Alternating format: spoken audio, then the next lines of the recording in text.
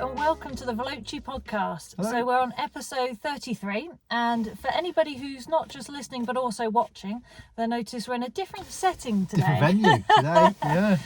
So excuse where we are. I mean, hopefully people will like it. We're in a four-wheel drive 911, 992, and you will notice we're not in our normal kit, let's say, but that's because we're doing an event for TAG today. So, but a bit later on, aren't we? So we've taken an opportunity to, film and be with you guys instead. So, what have you been up to this week aside from what we're doing now? So, fairly sort of standardy stuff. So we've been doing a few bits and pieces Porsche Experience Centre. Yeah. We've been putting together some sponsorship proposals for racing for next year. Yeah, so So there's a bit of that going on. quite exciting behind the scenes. Yeah, well, hopefully. But yeah, if it works.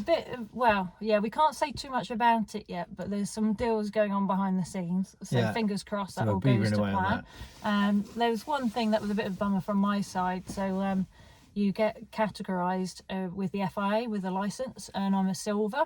And bizarrely, I want to be a bronze, which you'd think it would be the other way You would round. think you want to be higher, wouldn't you?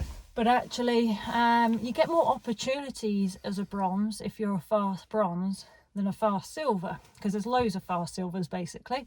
There isn't so many fast bronze. So we're trying to appeal that at the moment, aren't we, to see if we can get me a bronze. Yeah. Only because I know other people in the industry with the same experience as me, pretty much, and they're bronze. So we want to see if genuinely I can be.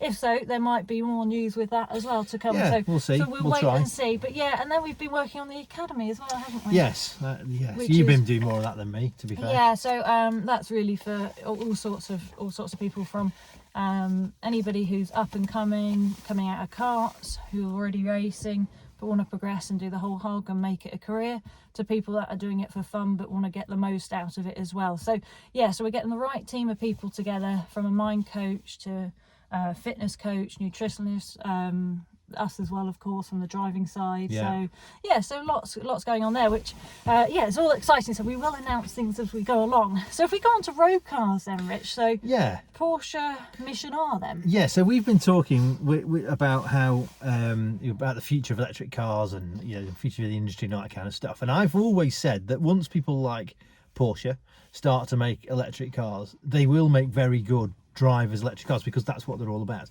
We've been a little bit stuck with things like Teslas, which go really, really fast, and that's about it. They don't really... To be fair, I have one. Can I jump in? Yeah. Sorry. They do handle quite well though, don't they? They've got a lower centre of gravity than what we're in right now, a 911. So they've managed to put the batteries as low as possible, haven't they? So for its weight, it's 2 tons, it does handle quite well, doesn't it? Yeah. But I know what you're saying. It's Yeah. not going to ever be like this. No, it's not a driver's car. It's really. it's for So, what it is. I At always the say moment, it's good for an that's electric your car. choice if you want an electric car. Yeah. So, but Porsche have now announced this thing called a Mission R, and essentially what it is, it's a Boxster Cayman-sized car. It's a racing car. It's got a lot of power, so it's got like 600 horsepower at the back and 400 at the front, because it's got 2 electric motors. But what they've done is they've put the batteries where the engine would have been in a Boxster Cayman, so right smack in the middle, concentrated, so it will handle and behave like a mid-engine sports car. And I mean, the last time they built a concept like this was what is now the Taycan. So they're very good at kind of this is what we can do, and then a few years later, hey presto, there it is. So Absolutely. So essentially, that's what they're looking at doing, and it's focused very much on being a driver's car, not just an electric car, not just being fast and that being its only thing it does. Yeah. So really quite exciting, really, that they've done this. We've talked a lot on the pod about Porsche's synthetic fuel, and they've now started to build the factory for that in Chile. Have they? I didn't know that. I know they've there was an announcement with Formula 1, but I actually didn't know that. yeah, so they've started to build their factory. So Porsche, obviously, we've said before, they bought into, I can't think what it's called, that guy in the Czech Republic who builds, is it Rimac? Is that his name? Oh yes, I know who you mean. Yeah, so they bought into that for the electric drivetrains, but obviously they're doing the synthetic fuel as well. Because what this is leading on to is electrification of the 911, because everybody's terrified. Anybody who's a Porsche enthusiast is terrified of them electrifying the 911. Well, we get asked it all the time. Will everything end up being electric? Will the 911 end up being electric? It's pretty frequently, we get asked that, isn't it? Yeah. And I guess the short answer is, at the moment, yes. Because there's no choice. So, but what Porsche have done is the current car that we're sat in now, there's mountings on the gearbox of this car for an electric motor. Yeah. So they've already got it in mind that it's the next generation going to be hybrid, but it'll be the last thing that they do. So coming up, we've got obviously Boxer Cayman, as we've talked about with Mission R. I think fully electric Macan and fully electric Cayennes. Certainly the Net's going to be the next things, I think. Yeah. None of them is going to be last. So the moment they're looking at 2028 by the time it will be fully electric, and things may have changed by then. Exactly, and I think that's exactly what they think. You know, why they're investing in this fully synthetic fuel, if they really honestly believe the solution is electric and everybody in the market will want electric. It shows to me that not everybody necessarily will want to go electric, and might not feel it's the only solution as well. And I think in cities electric can work very well. But also, of course, this is Porsche. All the performance brands need to keep that excitement going, the handling of the car, and of course, in the past and still, sound, the noise. You know, when we start this up, it makes you smile. It instantly has that connection with you. And I think, personally, electric cars at the moment are a bit soulless. So they can be very clever tools, but they just don't quite have much soul. And as Richard was saying, overall they're a one-trick pony, where pretty much they're fast in a straight line, right? And they've got amazing torque at the bottom end. And even though, yes, like Porsche have done, they've lowered the batteries to improve the handling, it's always compromised, isn't it? It's not really like something like this. And the thing is, with people like Porsche and BMW and Mercedes, you've almost got to trust them a little bit that they will build cars that you'll want to buy. Because BMW have done it now with the 3 Series, where there's an all-electric 3 Series. I think it's called an i3, I could be wrong. But it looks like a 3 Series, and by all accounts it's a pretty cool bit of kit, you know. Absolutely. And it's not, you know, because BMW, they're about drivers' cars in the same way. And we've just got to give them a chance. Because I've always said that once the Germans get involved, it'll be a game changer for electric cars. And we saw that a little bit with that Born. Yeah, absolutely. Where we quite like the Born. And it's essentially a German car, really. I know it's a Cupra, but that's a Cupra, but it's originated from VW. You can see it's people are starting to think, right, okay, how do we make these sexy? How do we make these appealing to everybody? Because of course, for people that aren't into cars, it's not such a big deal to go to electric. And if you are in a city where you're in a position where you've got the infrastructure and you don't do many miles, then you can see why people go for it. But we obviously have a lot of clients that are into those driving. They also do a lot of miles and they struggle with infrastructure. So I think these are all things that have got to be overcome. And I think many manufacturers are prepared that electric will be here to stay, but it won't be the only solution for us. Like I say, things might change by then. Yeah, so we'll wait and see. But we're pretty optimistic that we're going to have both. I think we will. I know obviously government are talking about solely electric cars, but I do think obviously if you can get something greener, then what's the argument? Yeah, totally, yeah. So let's wait and see, hey? So moving on to driving then. So of course we talk a little bit about driving tips. So we thought this week we'd talk about understeer and oversteer.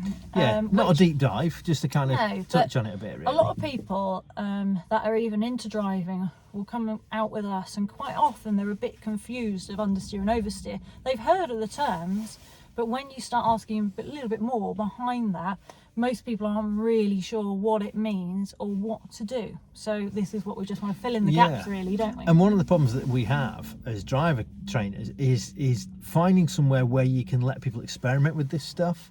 And we're actually working on a program, aren't we, for next year, where we can take people, it's not in the UK, but we can take people to a place where you can spend 4 or 5 hours on the limit, over the limit if you want, because there isn't any way you can do that, and it's the only way you can learn. It's very difficult for somebody to teach you car control.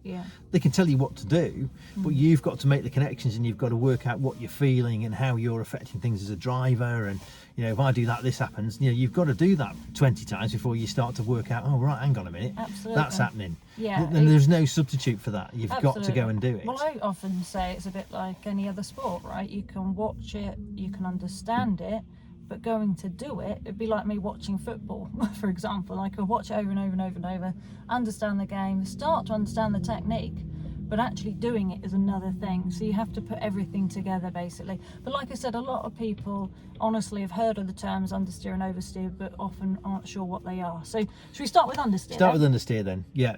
So understeer is the most common type of skid that you'll come across, because what you're in is essentially a big lump of weight that only really wants to go in a straight line. So when you get to try and make it change direction, that's actually physically quite a hard thing for a car to do. So what it wants to do is resist that and go forwards. So when you turn the steering wheel and the car doesn't react as much as you want it to, by whatever degree, even if it's only slight, that's understeer, because it's understeering. It's steering less than you've asked for it. It's essentially a front wheel skid. So you turn and the car goes not quite where you want it to, or by a biblical bit of understeer, massively. Nothing's happening. I've had that before. When you go straight. Yeah. And with skidding, quite often what we try and tell people to do is you've got to try and remove the cause. Now if that's speed, that can be quite it's not as straightforward as you've got to do that gently. There's ways and means of doing it. But with understeer, generally speed causes it, and too much throttle. So people want to turn, and this is again very common, they want to try and get on it, start accelerating out the corner too early. And of course the car's trying to change direction still, so if you start to accelerate, it's like doing a wheelie. You're taking the weight away from the front of the car, which is the bit that's trying to do the work, so it's getting less and less grip, and it's going to start understeering more and more and more. So you've got to remove the cause, you've got to come back off the throttle again. That is kind of a fairly simple way of thinking about it. But you've got to do it slowly. If you jump off the throttle, you can upset the balance of the car and cause other issues. So you've got to make sure that you're easing the throttle off. Is the first thing. Otherwise, you can end up with the next thing. Well, absolutely. We're going to talk about it. But the other very, very common thing you get with understeer is people, when it starts to understeer, people apply more steering. All that does is make it worse. And it's very, common, very counterintuitive to do anything else. But absolutely, because you can't help it quite often. You think, oh, I need to go over there. So of course your natural reaction is to keep turning. Yeah, because that's what makes it go over there. Yeah, but obviously if you've lost all traction, doesn't matter what you do with the wheel, until we regain that traction, nothing's going to happen. And that's So you've got to ease off the throttle and come back to where you were. And that takes a bit of practice. And it takes practice to identify it early as well, doesn't it? It does, because quite often when people are learning, they can have quite a lot of understeer before they've recognised they've got it. So with practice, if the car isn't changing direction very sharply, then and it feels like it's lazily turning in, then the chances are you're getting a little bit of understeer. So you've got to think about your timing. What are you doing with your right foot? Are you actually on the gas a bit more than you think you are, or is it static? That kind of thing. So having patience, really. Patience. And if it's because you've gone in too quick, you're going to have to try and open out the steering, try and take some of the cornering load out and gently squeeze some brake on. It depends how severe it is. But removing the cause is the first thing, which is either going to be removing the throttle or trying to remove the speed. But either of those things you want to open out, try and get rid of the cornering load if you can, open out the steering a bit. And another way, just think about the weight, is like having water in here, isn't it? So if anybody watching this, okay, you have to use your imagination if you're listening, but imagine water just half in the cabin, and that sort of represents your weight, doesn't it? So if you accelerate, that water shifts to the back. When you brake, it shifts to the nose. So it's another way of appreciating. So if it's pushing on the nose, why? Is there too much weight on the back? Probably. Accelerate, as Rich says, accelerating too much, being just a little bit too greedy, or going in too hot. And of course that momentum of the car trying to rotate, and of course you're going in really quick, aren't you? So it's just it's one of those where it's very common. It happens a lot with front wheel drive as well, doesn't it? Because it naturally wants to push forwards a bit anyway when people accelerate a lot. Everything will understeer, but it's more prevalent with, especially on the throttle with front wheel drive cars, which leads us on to oversteer. Because oversteer is obviously when you turn and the car reacts more than you asked it for, so it's oversteered. It's a back wheel skid. The back end's gone essentially. So in a front wheel drive car, you're much less likely to experience it. But what will tend to cause it in a front wheel drive car is if you suddenly lift off in the middle of a corner and unbalance the thing, the back can start to go then. So we said about remove the cause. You've coming off the throttle was what caused it, so put the throttle back on again. And that's it's just dead easy to sort in a front wheel drive car. But it's hard to do, isn't it? Especially when the car is starting to go. It's really hard to do. You just have to go back to the throttle. Now when people are learning, especially doing track days, it's so easy to think, oh, I've gone in too fast, lift. And with a lot of momentum, unfortunately, even in a front wheel drive, the weight pitches in those, the back loses traction, and bang, it starts to go. And at that point, you really got to get back on the power. Well, I guess you'll go through the rest of it. Yeah. No, well, that's kind of, and all-wheel drive's the same, really. You know, the throttle will induce understeer probably, so it'll actually start to cure the oversteer. With a rear-wheel drive car, it gets a lot more difficult, because the problem you have with a rear-wheel drive car, if you've gone in too quickly, you've got the same options. You can open out the steering and squeeze the brake on. If you've caused it by putting too much throttle on, you've got an issue now, because the thing is, if you come off the throttle, what you'll get is a load of engine braking, which can make it worse. Keep on the throttle, you keep getting wheel spin, which makes it worse. So it's more difficult to manage in a rear-wheel drive car. Yeah, I often say you have to, with a rear-wheel drive, manage the power to the grip available, really. Yeah. So let's say it's snowy, for example, you would still use a little bit of power because you want forward momentum to get you out of the skid, and you also want weight over the rear to push the rear wheels down to generate some traction. But too much and it's going to generate wheel spin, which is what you just said, isn't it?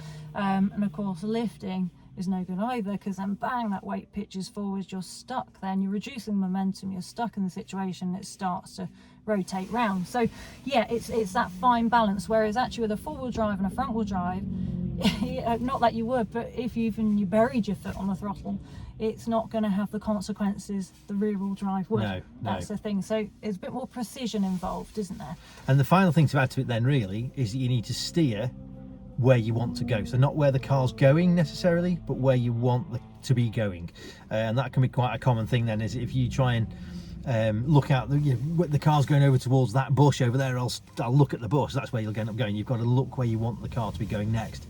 Absolutely. And allow your hands to follow your eyes. Yeah, because a lot of people, even when you say that, a lot of people say, well, where do I steer though? So where's the back going and where do I steer?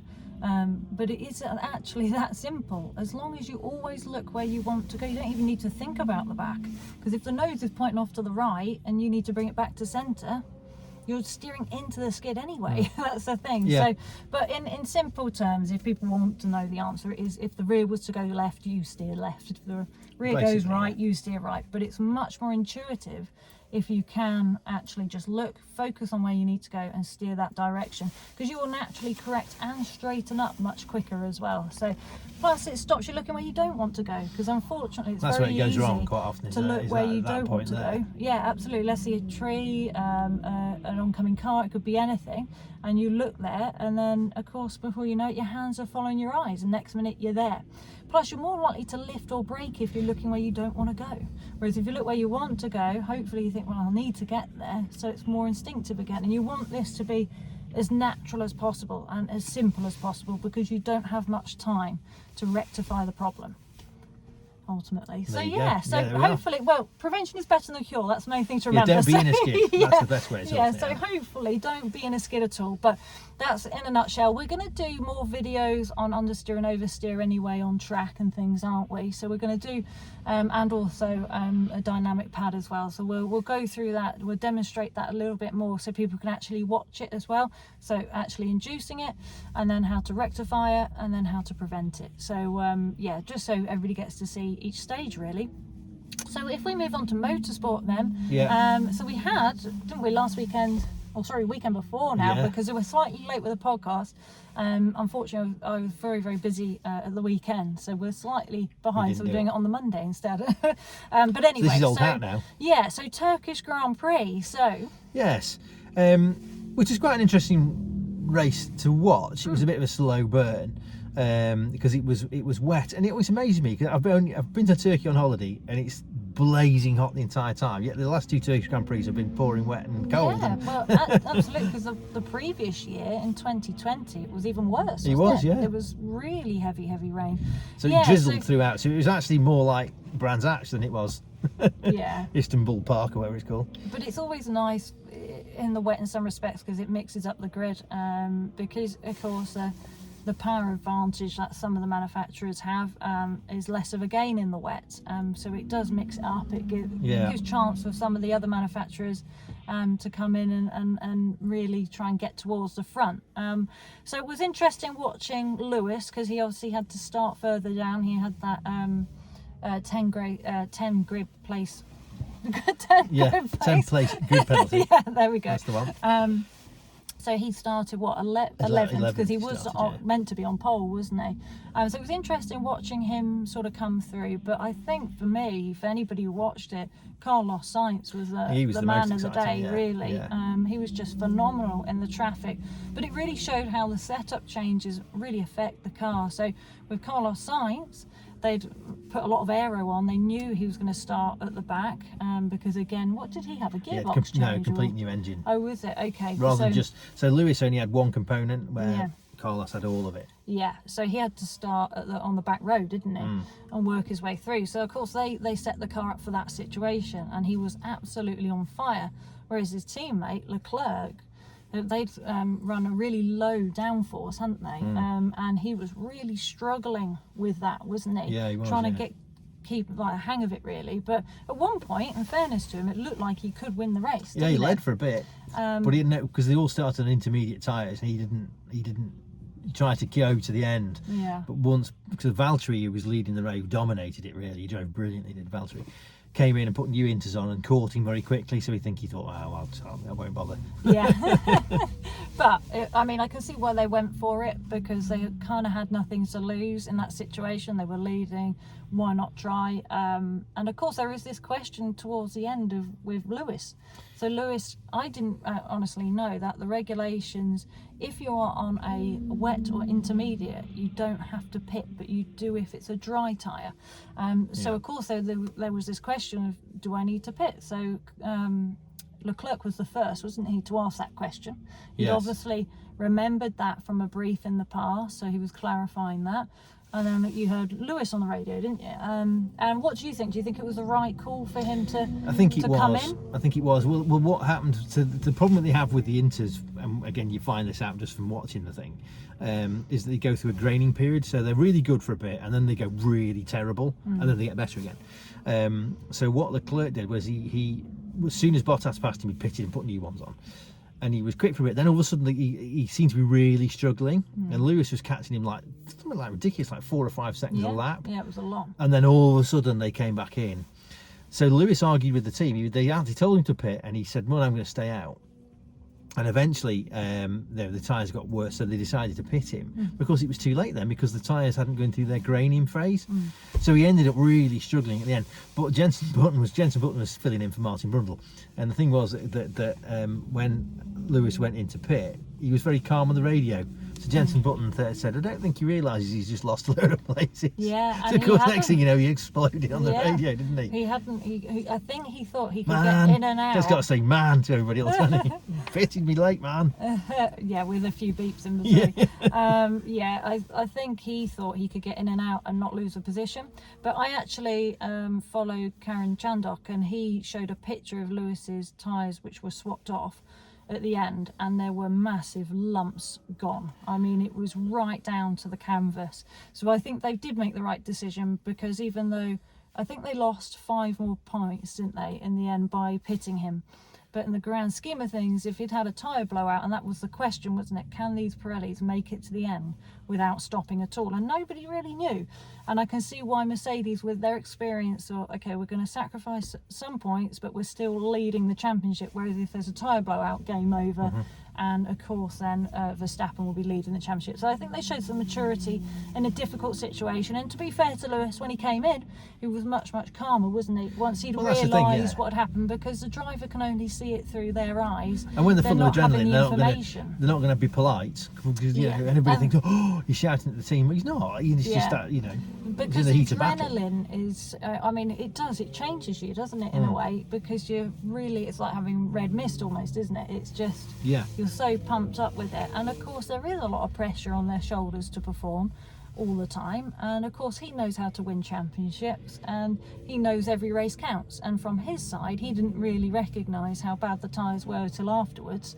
So because he's such a good driver, he could drive round it to a point, couldn't he, and manage it. But of course the blowout is not something you can manage. So so I think it was a tricky one. But I was pleased for Carlos Sainz. He got driver of the day, didn't he, with his overtakes and I can't remember how many places he gained in the end, but it was a lot. So I thought he did really well, and I know I've said it a few times, but he's proving to me what a special driver he is, and I think he should be more recognised as one of the elite than he seems to at the moment. He seems to always be the underdog or off the radar somehow. But I know Martin Brundle said that, didn't he? That he thinks Carlos is one of the best drivers he's ever seen, but is totally under the radar. And I think he's showing himself against people like Leclerc, who is an incredibly special talent. How quick he is, really. There's been other racing going on, but we don't want to go. We were going to mention some of the GT stuff that's happened as well, but to be honest, we could be here for hours. We don't want to bore you to tears. So the top of it is that Max is back in the lead of the championship, and they're in Texas, aren't they? Lewis is leading the championship. Is he? Well, I'm pretty sure he is. Yeah. I don't think he is. Well, that's what David Coulthard said at the end. He's still leading the championship. We need to check that. So please correct us. So Richard thinks it's Max. I think it's Lewis, but I think the margin is much closer. I believe Lewis is still leading, but we will. Yeah, you can let us know. Yeah. What about the interactive question then? So he's following on a bit from last week. So I thinking was we talked about something to do with drivers last time. I can't remember what we asked last. What did we ask last time? The coach. What driver coach? Oh, driver coach. So my question this week was following on from that. Who would you like to sit down and talk to about driving technique? Well, it's kind of the same question. Well, they're not coaching you. You're just going to talk to them about it. Okay. So for me then, do you know what? I'd actually love to go back to a different era, and probably sit and talk to somebody like Jackie Stewart. Yeah, that'd be cool. And get, because I've watched that documentary on him, and obviously watched a lot of stuff with him on, and I would love to just go back to when he was driving in his prime and sit and talk. You know, those cars were not only incredibly fast but incredibly dangerous, and I think back then you did have to have a little bit of a different mindset to today. So I'd love to sort of find out more about how he worked and what he figured out with the driving side of things, because he was very much about smoothness, finesse. He used to apparently put stick something on the bonnet and put a ball in it or an egg in it or something. Ball, yeah. And you had to keep it in there. So he did a lot of things, and he obviously pushed to improve safety as well. So yeah, for me, I think it'd have to be Jackie Stewart. Oh, that's interesting, because I was thinking along the similar lines really. The one person that I think if you could have a driving technique like anybody else's, it would be Alan Prost. Okay, yeah. For a similar reason, really, where he just looks so unriffled, and sometimes the team would think, "Come on, Alan, get on with it," and they'd look and he'd be under the lap record, you know. Yeah. And you think, "Oh right, okay, he's flying." Well, when you think, I mean, he hassled Ayrton Senna a lot, he did, and he was always sort of seen as the brighter of the two. Ayrton was had so much natural ability. I'm not saying he didn't work very hard at it. That's not true, but. Yeah, I think Prost is a real thinking man. Yes, yeah. Really, so yeah. yeah. So, okay, cool. but let us know who you would sit down and have a chat about driving with. Whether it obviously doesn't have to be a racing driver, it could be a journalist, it could be something like Jeremy Clarkson. Who knows? But yeah, let us know. And then next week being this week. Being this week now. So Porsche at the moment are doing a tag event today, but later in the week also we're at Millbrook and Donington Park. Yeah. And of course there's a Grand Prix this coming weekend. There is Texas, so we'll discuss a bit about that. We might mix some other motorsport in it as well. And we'll announce, as we've mentioned many times, some of the people that are coming up on the show very shortly. So until next time, we will see you later. See you next week. Bye. Bye.